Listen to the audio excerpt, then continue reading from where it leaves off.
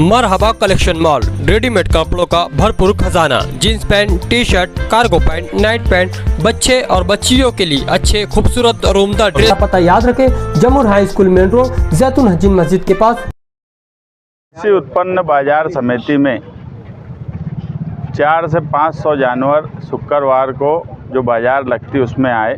शेतकरियों ने जो जानवर यहाँ बेचना था वो बेचकर चले गए।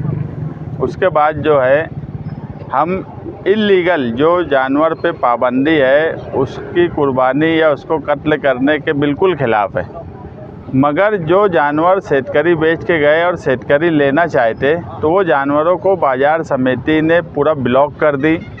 उनके जो सारे दरवाजे हैं वो बंद कर दिए गए। मेन दरवाजे पे पुलिस वाले आकर बैठ गए और उनको पावती बना के नहीं दी जा रही है। हम वही बाज़ार समिति के जिम्मेदारान से एक दरख्वास्त करने आए थे कि आप जो है जो शेतकरी है उसको बेचने की जो लेने की परमिशन दो और पावती बना के दो। मगर सारे कायदे लेने के बाद ही जब यहाँ बाज़ार समिति में शेतकरी बेच के गए उस वक्त सारे कायदे का पालन नहीं किया गया। उस वक्त उन शेतकरियों को ये नहीं बोला गया कि आप जिसको बेच रहे हो वो शेतकरी है क्या, उसके कागजात देख लो, उसके पास पुलिस पाटिल का परमिशन है क्या, वो देख लो। ये सारी बातें नहीं बोली गई। इसमें हो सकता है कुछ शेतकरियों का हेतु कत्ल के इरादे से बेचने का हो। अगर ऐसा हेतु लेकर जो शेतकरी बाज़ार समिति में बेचने के लिए आए हैं और उनके नाम मिलेंगे तो उनके ऊपर कायदे से कार्रवाई होंगी।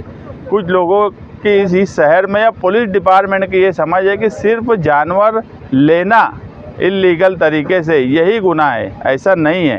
कायदा जो 2015 का महाराष्ट्र सरकार का है वो सीधा है कि पहला गुनाह तो बेचने वाले पे है कि अगर इल्लीगल कोई या कत्ल के इरादे से जानवर बेच रहा है तो पहला गुनाह उस पर दाखिल होना चाहिए, उसके बाद लेने वाले का सवाल आएगा।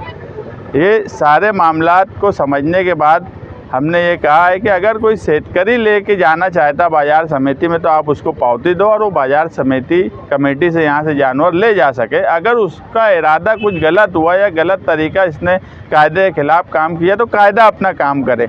मगर जो ब्लॉक कर दिया गया बाज़ार समिति को और किसी को जानवर नहीं ले जाने दिया जा रहा है, ये तरीका बराबर नहीं है। और अगर यही तरीका रहा तो त्यौहार ख़त्म होने के बाद फिर हमको भी मालेगांव शहर में कृषि समिति के ताल्लुक़ से मालेगांव शहरियान को बैठकर वहाँ की दीनी, समाजी, सियासी तंजीमों को बैठकर इस पर गौर करना चाहिए कि कुछ लोगों को अगर शेतकरी को फ़ायदा पहुँचा रहे हैं तो सिर्फ उनका इरादा यह है कि वो फ़ायदा पहुँचा दें और दूसरे लोग उसमें जिनके आज करोड़ों रुपये फंस गए उनके ताल्लुक़ से ये समिति नहीं सोच रही है।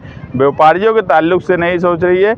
उसमें फिर जानवर वाले व्यापारी हो कि तुम्हारा सब्जी फल वाले व्यापारी और सबको बैठकर इस समिति के बारे में सोचना चाहिए। अगर समिति जैसा शेतकरी के साथ सहयोग करती है वैसा ही सहयोग समिति का काम है कि व्यापारियों के साथ भी करे।